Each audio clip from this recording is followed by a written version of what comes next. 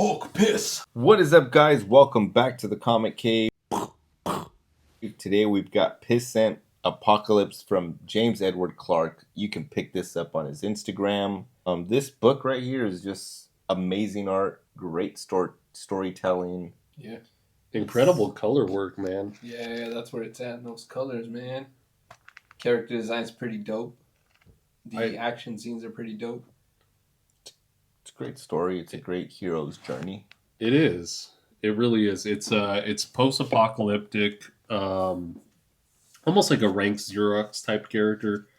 Very like heavy metal-esque. You might know James from Tales to Enlighten.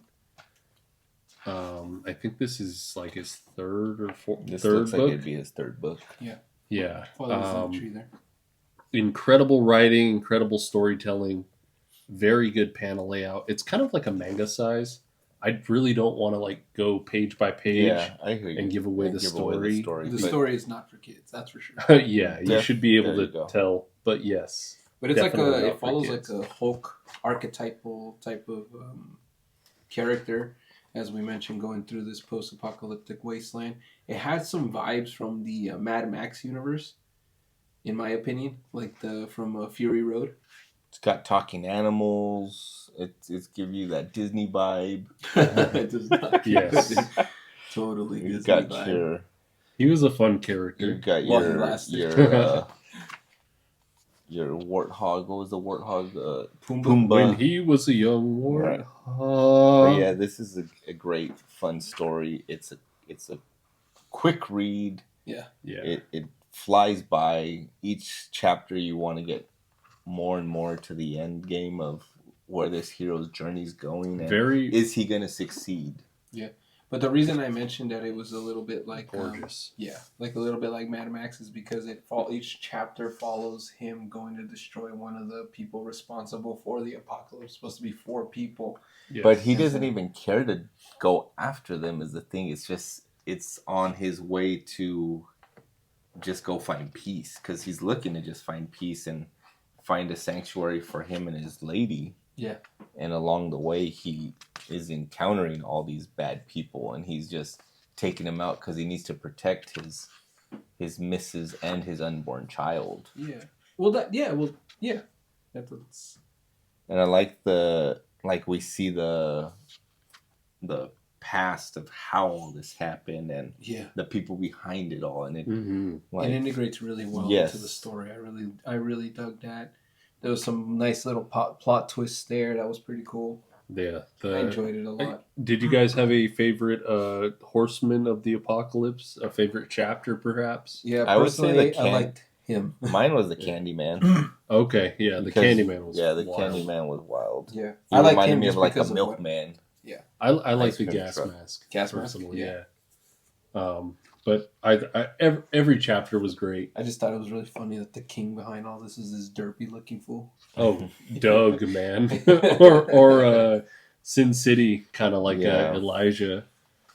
But like I also like the animals, how they become like humanoids, and they're all just. And then after he destroys them, he wears them, or he uses them as like blankets. It's fantastic. Really good story. Lettering. And very old school. So good lettering that just like when an action scene happens, it gets thrown in there. So kudos to James Edward Clark for that.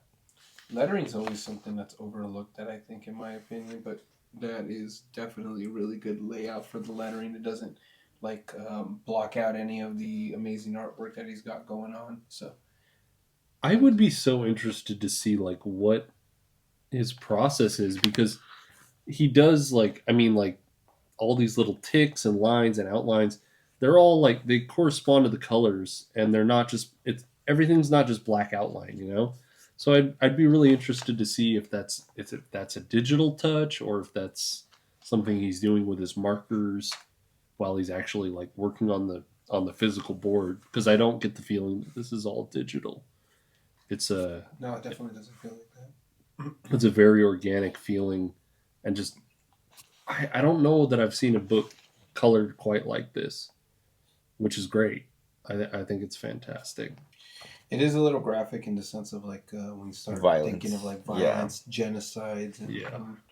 it really touched reality there, which I thought was a really good way to. Yeah. No Fucking robot dogs. Yeah. Yeah. That's so Mobius right there too, Yeah. in a good way. I mean, Yeah. that's not a knock at all. Yeah, gorgeous artwork. I really enjoyed that when he's running up the stairs to try and get away from everything, and he ends up in a little prison, like if you keep Yeah.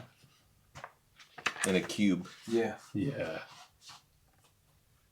and a good, great color work.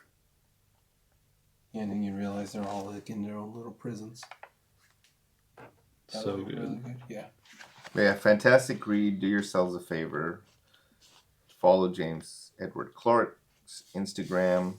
There's his link tree right there if you want to just get it. We'll have the links below. Until then, we are in the Comic Cave and we are out.